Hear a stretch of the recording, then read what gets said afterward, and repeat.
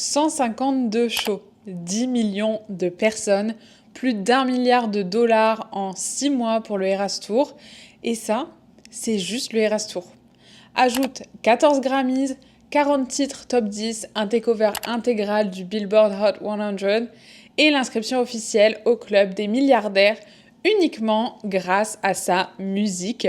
Harvard analyse son cas, Bloomberg l'appelle une économie à elle seule et même Tamif sait qui c'est vu le nombre de documentaires qui ont pop sur elle ces 2 dernières années. On parle bien évidemment aujourd'hui de Taylor Swift. Mais attends 2 secondes. Et si on mettait les chiffres de côté ?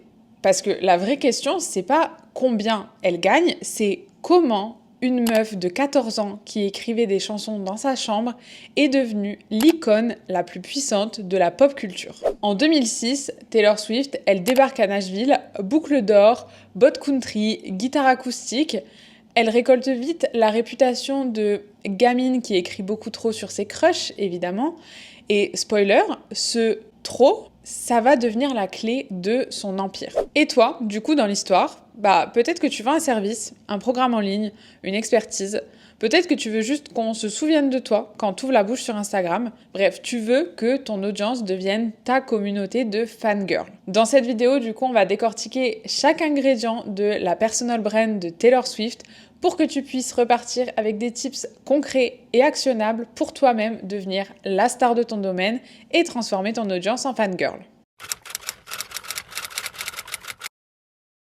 Alors Taylor, avant d'être la CEO des plus grands stades mondiaux, c'est une plume, c'est une écrivaine. Depuis 2006, elle écrit chaque mot de ses chansons. De Tim McGraw dans son journal intime d'ado jusqu'aux uppercuts poétiques de TTPD. Et résultat, chaque chanson est une page de journal intime. On vit avec elle ses crushs au lycée, avec 15, ses ruptures qui nous brisent le cœur, avec All Too Well, évidemment la version 10 minutes, ses étés euphorisants avec Cruel Summer, ses retraites introspectives en forêt avec Cardigan. Elle met vraiment ses tripes sur la table et nous, on s'y reconnaît. Alors cette transparence, elle déclenche 5 forces de branding. Premièrement, on a la vulnérabilité assumée. Elle fait pas d'interview en mode tabloïd, gossip, elle chante ses secrets. L'autre force, c'est le niveau plus du parasocial. En fait, à force de lire toutes ces expériences très personnelles qu'elle dévoile dans ses chansons, ton cerveau, il va oublier qu'elle n'a aucune idée de qui tu es. Sorry, mais c'est la vérité. Tu penses que t'es sa BFF, que tu la connais par cœur, alors que en fait, t'as juste fait play sur Spotify, t'as juste assisté à un concert ou t'as juste lu un de ses posts Insta. Troisième force pour son branding, c'est la narration continue. En fait, chaque album, c'est le chapitre suivant de sa vie. Elle poursuit une série Netflix géante un petit peu dont elle-même forcément ne connaît pas la fin et du coup ça nous donne envie de la suivre dans son aventure. Quatrième stratégie brillante, on a les Easter eggs. En fait, elle transforme toute sa vie, tout son art en chasse au trésor où du coup chaque fan devient un petit peu enquêteur par loyauté affective. Et enfin, on a aussi la co-scénarisation. En fait, les fans, ils vont interpréter, théoriser, créer des fils Reddit, des threads Twitter, etc. Et en fait, plus ils complètent le puzzle, plus ils s'approprient l'histoire. Et du coup, plus la marque personnelle de Taylor Swift s'ancre dans les esprits. En clair, si ta marque c'était un livre, le lecteur, il doit vraiment tourner chaque page en se disant « Non mais ça, c'est carrément elle ». Petit tips à retenir, toi, pour ta marque personnelle sur l'authenticité et la vulnérabilité. Choisis ton événement fondateur, raconte-le sans filtre et fais-en une saga pour que ton audience ait envie de te suivre là-dedans. Deuxième point clé du personal branding de Taylor Swift, c'est bien évidemment son signature style, c'est bien évidemment son look. Pourquoi ? Parce que en 2 secondes, tu sais que c'est elle. Rouge à lèvres rouge, trait d'eyeliner, frange blonde, on sait que c'est Taylor Swift. Et en fait, ce signature look, ça devient un peu un cosplay. C'est facile pour que les fans s'en approprient. Mais il n'y a pas que ça qui rentre dans son style signature. On a aussi du coup son écriture manuscrite au feutre noir. Ça rappelle vraiment le journal intime. Ça renvoie à une authenticité qui est tangible. On a aussi tout ce qui est le numéro 13, le cœur avec les mains, etc. Ça, c'est des icônes qui vont te dire ça, c'est Taylor Swift, sans même la nommer. À chaque fois qu'elle est en tournée ou sur scène, elle a des paillettes, des sequins, des guitares et des micros incrustés de cristaux comme le mien. Et en fait, tout ça, ces marqueurs de son style signature, ils sont répétés encore et encore et encore. Et ça, en marketing sensoriel, ça s'appelle la science. En fait, plus tes repères, ils sont stables, plus ton audience, elle te reconnaît vite, même si tu es en train de scroller rapidement. Dis-toi que c'est la répétition qui crée la mémorabilité. Donc je te conseille de choisir 3 marqueurs forts et de les coller absolument partout. Le 3e point clé de la stratégie de personal branding de Taylor Swift, c'est la communauté, c'est les Swifties. Quand tu poses le pied dans un concert du Eras Tour, tu rentres dans un village. Tu rentres pas dans une salle de spectacle basique. T'as des gamines en robe de princesse, des grands-mères en top à paillettes, des darons avec des strass sur le crâne. Tout le monde participe à la Swiftie Life, sans oublier évidemment les fameux Friendship Bracelets qu'on a au poignet. Et évidemment, Taylor, elle alimente toute cette fournaise. Il y a, comme je disais, les Friendship Bracelets. Tu donnes, tu reçois, et en plus, tu peux même recevoir si t'as rien à échanger. Résultat, t'as des inconnus qui deviennent tes potes en 30 secondes chrono juste parce que vous avez un intérêt commun. J'en ai parlé rapidement, mais il y a aussi la chasse aux easter eggs. Sur TikTok, sur Twitter, etc., les Swifties, ils dissectent chaque emoji, chaque légende, chaque tournure de phrase, chaque outfit. Tout, en fait, dans la vie de Taylor Swift peut être un indice. La couleur de sa manucure, l'ordre d'une setlist, la date d'un post. Et ça crée un marketing organique puissance 1000. Elle alimente aussi ce sentiment de communauté en créant des secret sessions qu'elle ne fait plus maintenant mais qu'elle a fait pendant très longtemps, où en fait c'est des moments où elle invite 50 fans triés sur le volet pour écouter l'album qui va bientôt sortir avant tout le monde. Elle fait des photos avec eux, elle leur laisse des polaroids, elle leur fait des cookies maison, des câlins, etc. Et ça la transforme en légende. Au-delà de ça, elle essaye quand même de maintenir un lien avec sa communauté, avec des likes, des messages surprises, etc. Elle va scroller, elle va répondre, elle va liker un TikTok, elle va mettre un commentaire en mode « Oh my god, I love this ». Et en fait, tout ça, ça marche parce que elle se soucie vraiment de ses fans. Quand une Swiftie, elle pomme son billet de concert, l'équipe, elle l'accueille quand même.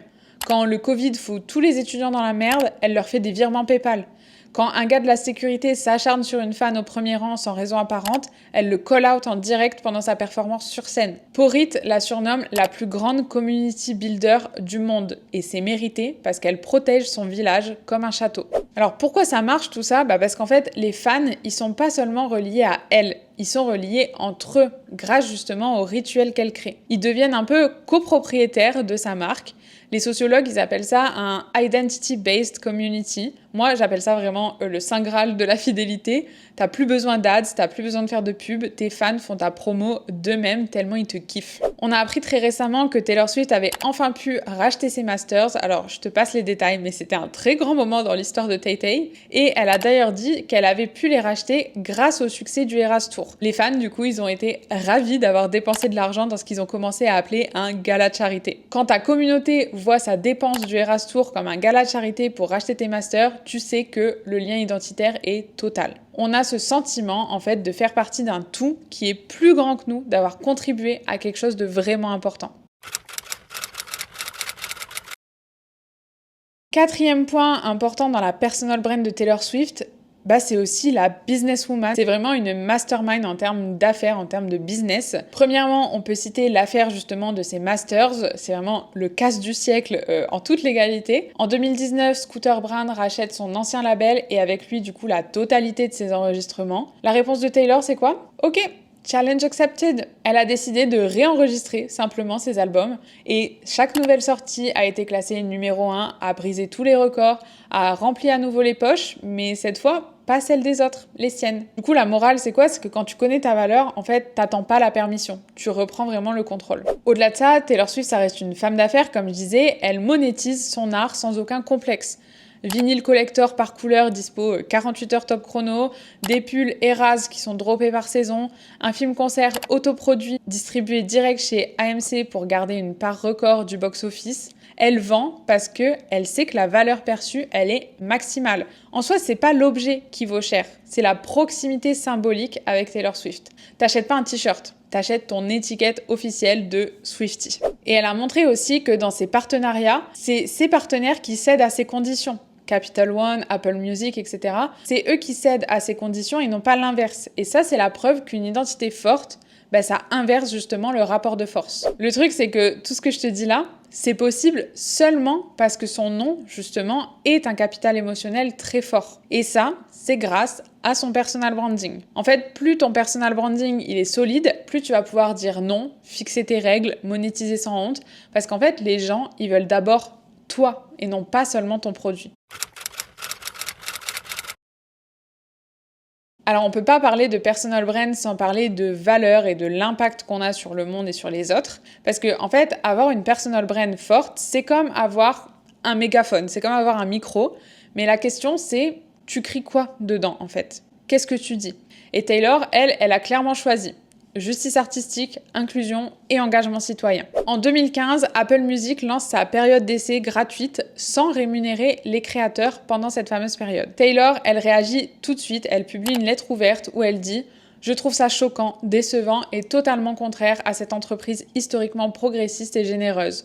Nous ne vous demandons pas des iPhones gratuits, ne nous demandez pas de vous fournir notre musique gratuitement. » Et hear me out, seulement 24 heures plus tard, Apple plie et change sa politique. Elle a envoyé un signal très fort. Un artiste peut faire bouger une multinationale si son influence est authentique. Puis on a aussi les re-recordings, les Taylor's versions. Au-delà du business, c'est un manifeste. C'est vraiment dire réappropriez-vous vos masters, votre art doit vous appartenir. Depuis, on a Jojo, Ashanti ou même Paramore qui annoncent vouloir faire pareil. En fait, l'impact, il dépasse son fan club. Elle redéfinit les règles de son industrie. Elle a vraiment une position de leader et une crédibilité industrielle. Au-delà de la justice artistique, elle est aussi engagée pour l'inclusion. En 2019, elle balance le clip de You Need to Calm Down, dans lequel on retrouve plein d'icônes queer. Cerise sur le gâteau aussi, qui montre que son engagement n'est pas uniquement performatif.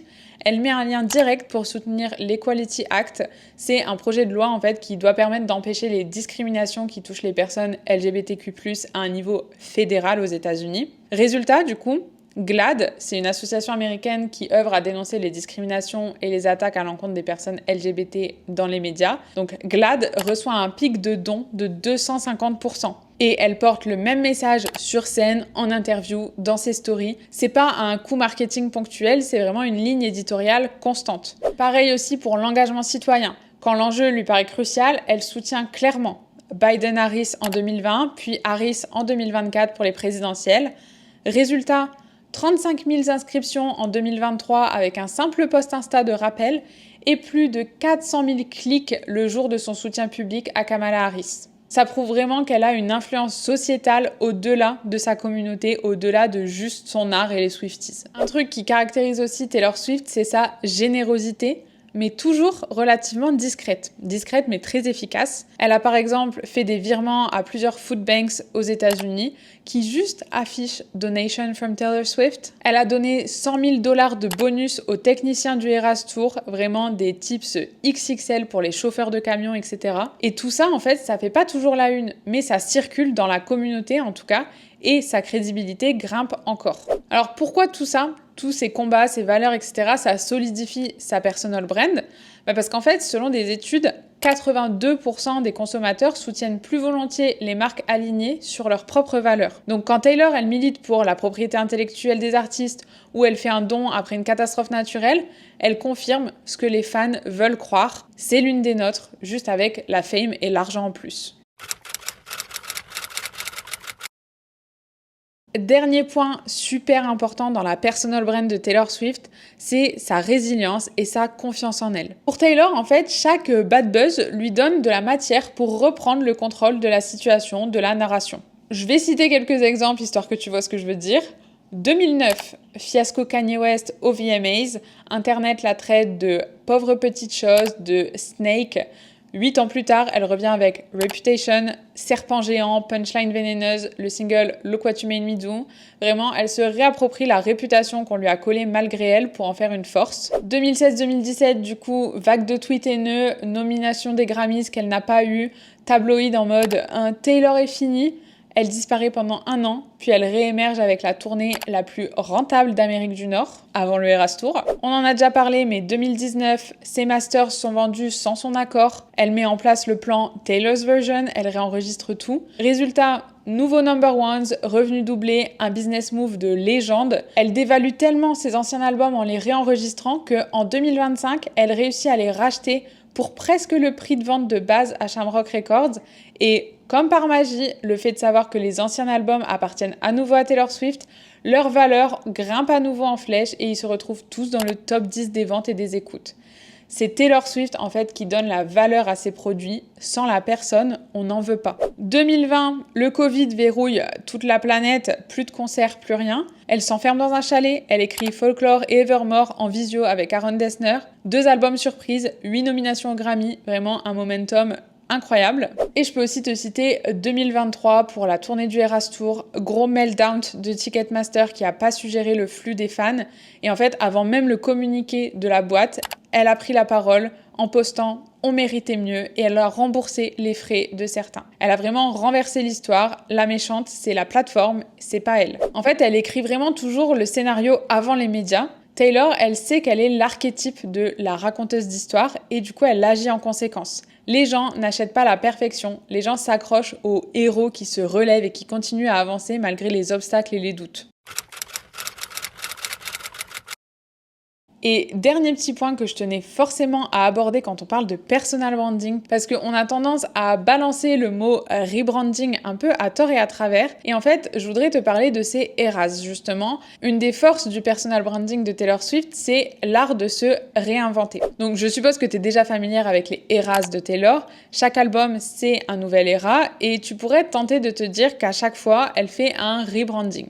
Mais en réalité, c'est pas du tout le cas. En fait, malgré le changement d'emballage, d'esthétisme, etc., le noyau, vraiment les fondations de sa personal brand, ça reste la même chose. Ça reste quoi? Son journal intime. On achète la personne avant le produit, comme je te disais. Du coup, en fait, elle peut aisément troquer la guitare pour le synthé ou le cardigan pour le bodysuit à paillettes. On va quand même cliquer sur Play ou sur Acheter. Parce que les bases, les fondations, le noyau, ça reste la même chose malgré les différentes eras. En fait, la fondation vraiment authenticité et storytelling, elle est tellement solide qu'elle décuple la valeur de chaque pivot. Elle peut pivoter justement parce qu'on la suit pour qui elle est en tant que personne et non pas pour un genre musical. Les gens ne suivent pas un style, ils suivent Taylor. Et c'est la différence entre avoir des followers et avoir des fangirls. Ce qu'il faut que tu retiennes de ça, c'est vraiment que tu dois construire d'abord ta personal brand. Comme ça, quand tu changeras de produit, de métier ou d'univers, si ça arrive un jour, ton public, il va faire sa valise avec toi au lieu de te laisser recommencer à zéro toute seule. Voilà, on en a fini. Tu viens de découvrir les stratégies précises qui ont contribué à construire le personal branding de Taylor Swift. Authenticité brute, code visuel ultra saillant, fan culture en béton, valeur incarnée et résilience de Bad Bitch. Tu vois maintenant du coup pourquoi elle peut changer de style, de décor, de business model, etc. sans jamais perdre son audience. Tout simplement parce que on la suit pour elle. Si tu devais retenir un seul truc de cette vidéo, c'est vraiment ça. Travaille ton identité à travers ton personal branding, du coup, avant de travailler ton marketing. Parce qu'en fait, une fois que ta personnalité, c'est la star du show, tu vas pouvoir lancer un nouveau produit, changer de niche, faire une pause, etc. Ton audience fera toujours la queue pour ton comeback. Dis-moi en commentaire quel pilier tu pourrais emprunter à la stratégie de personal branding de Taylor Swift. Est-ce que c'est travailler ton histoire, ton look signature, implémenter des rituels dans ta commu? Et bien sûr, si tu as kiffé cette analyse, abonne-toi. Ici, je t'aide vraiment à devenir la star de ton domaine et à transformer ton audience en fangirl pour qu'on te suive pour qui tu es et non pas seulement pour ce que tu fais. Si tu es déjà au clair avec ton personal branding mais que tu sais pas trop comment l'incarner au quotidien dans ton business, dans tes choix, dans ton marketing, dans ton contenu, dans tes offres, etc., c'est exactement pour ça que j'ai créé le Shine Club. C'est un abonnement à tout petit prix pour te soutenir au quotidien dans le déploiement de ta personal brand.